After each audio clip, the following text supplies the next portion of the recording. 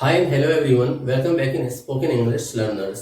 आज मैं आपको हैव गॉट का इस्तेमाल बताने जा रहा हूँ। आप अक्सर मूवी वगैरह देखते होगे ना, आपको देखने को मिलता हो I have got a car, I have got money, I have got a bungalow. गाना भी सुनते हो ना, I haven't got cash, I int got cash, I int got cash but I got you baby. तो इसका हम किस तरीके से इस्तेमाल करते हैं यह मैं आपको बताने जा रहा हूँ।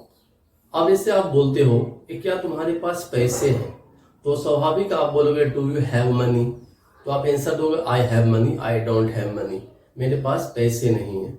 लेकिन स्पोकन में डू यू हैव के बदले एक बोलने का स्टाइल होता है, तरीका होता है। जैसे बहुत सारे नेटिव स्पीकर इस्तेमाल करते हैं, स्पोकन में इस्तेमाल करते हैं, आप कर सकते हो। एक ग्रामेटिकल रॉन्ग होता है, लेकिन स्पोकन में बहुत ही जनरली यूज किए जाते हैं। आप अगर इंग्लिश मूवी सॉन्ग सुनोगे तो ये सब आपको बहुत सुनने को मिलेगा। I have got money, I haven't got money, I int got money. तो इसका हम इस्तेमाल किस तरीके से करेंगे? अब देखो क्या होता है, do you have a bike होता है, तो आप डू यू हैव को चेंज करके आप इसे हैव यू गॉट बना दो।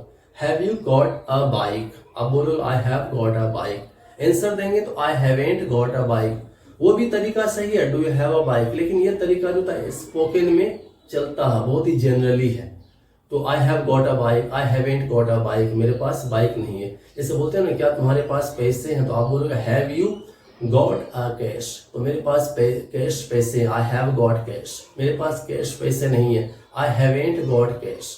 अब देखो हैवेंट गॉट होता है ना, मैं आपको एक वीडियो में ऑलरेडी एक्सप्लेन कर चुका हूँ कि हैवेंट को जो होता है ना, इंट भी इस्तेमाल करते हैं, जो 5 जगह में ऑलरेडी एक्सप्लेन कर सकता हूँ, आप वीडियो जाकर के देख सकते हो।